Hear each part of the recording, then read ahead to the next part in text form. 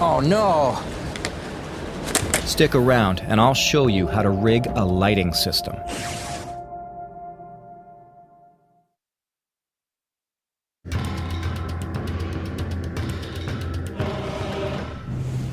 Deirdre Humphrey didn't think Hurricane Katrina could get any worse. Then the levees broke.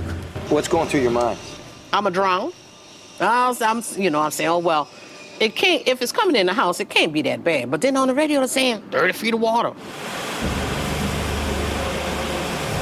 I'm saying, oh my God. So I'm still thinking it's like, I guess I want to say, something out of a dream.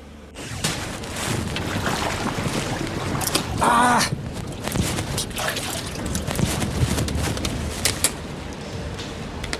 I can get it to work a bit. Here we go. All right. If that shuts out on me again, I've got no light at all. I gotta do something about that. See what's in the garage.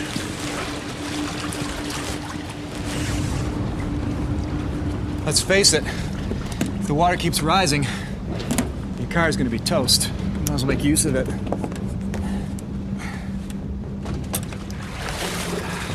I really have no way of knowing just how much longer this flashlight's gonna last me. And I don't have an endless supply of candles. All right, let's go to town here.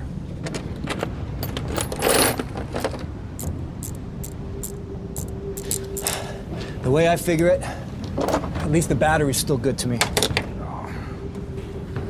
It's a shame when you've got to start ruining your own personal belongings.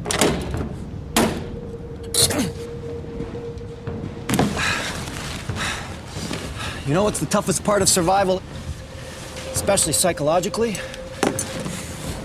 It's 3 a.m. in the morning. That's when it's creepy. That's when all the fears really start to take hold. All right, I gotta be really careful about this. From each terminal of the battery, I can attach a wire to connect to the electrical posts of the headlight. Whoa! And just about any wire will work. Cut apart an extension cord, or even rip a couple of wires out of the car engine itself. Fantastic. You know what? I use that sparingly. I could go a long time with this light. Look, you can't stay wet forever. Somehow, some way, you've got to start drying off. Otherwise, your skin may just start to fall right off of your body.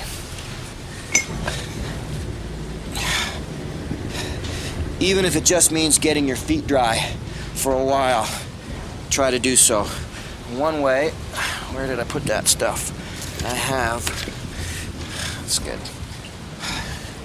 Just to get some cornstarch on there. Helps to suck up the moisture, dry out your skin. Just try to get your body dry. If you remember, you could be dealing with a really bad wound. And it's pretty much impossible now for me to walk around and not have my arm dip below the water level. Now, you gotta be smart about it.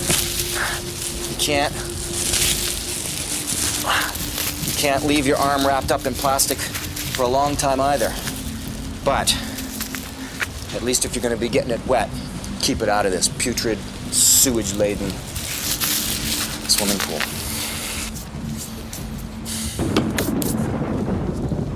Let's face it, no matter what, you want to get out of this situation. You want to be rescued. There's no point in hanging out here now. So one way to do it is to make as much noise as possible. If all you have are pots and pans, stick your arms out the windows. Get to the front door if you can open it. And make as much noise as possible. In fact, the international signal for help is 3 of anything. 3 things in a triangle, 3 marks. 3 squares, anything. A rescuer knows that. So if I can take something like this, my fire alarm, my smoke alarm. 1, 2, 3. Any rescuer going along knows that means someone's in peril, they need help. And you want to get noticed.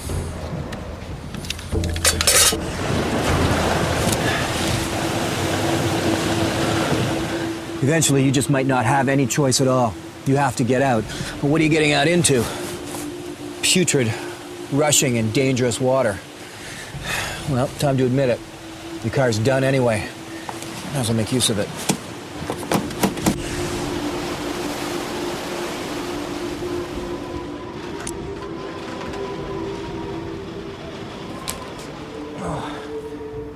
Power is out, phone lines are down, and you're trapped. So, I got a ready-made supply of food right here. There's no way I'm gonna open up this machine, but I can break the glass. This ought to do it. You know, there's no point in me going all kung fu movie on this thing, trying to break the glass with my foot, slicing my ankles up bad. I'm trying to use my fist. You're already in a disaster situation. Don't make it any worse by injuring yourself. The best thing I can do, rather than trying to hit this thing like this, where I'm going to end up still probably cutting myself, is just throw it at it. That's got to be the safest. But I want to cover myself. This will work. Thing is, I just want to cover my eyes, and hopefully I won't get any glass on my clothing. Here we go.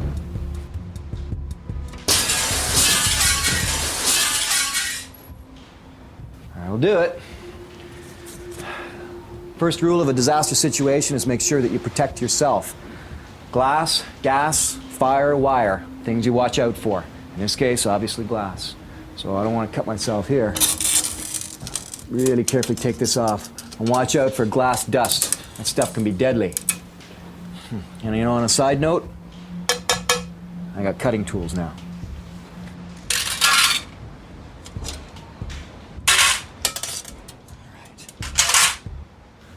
Now look, I just broke glass in the vicinity of food. Good chance it's going to be splattered everywhere, so I want to be careful. I'm just going to grab from the back.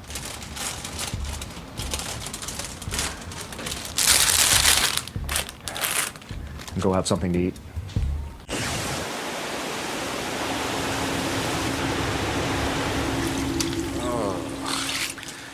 Keeping clean, which is almost impossible in a situation like this, is absolutely vital. Unfortunately, that means dealing with your own human waste. There's a bucket down here somewhere. There it is. This is really disgusting. If you can, you've got to take it and dump it outside. You got to keep things as comfortable as possible, especially if you got little kids in the house. And right now, your neighborhood has become one giant sewage lagoon. This is gross.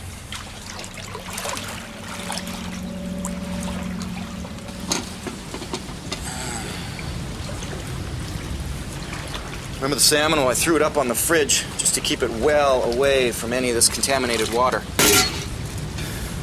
It's been sitting basically for 24 hours. All right.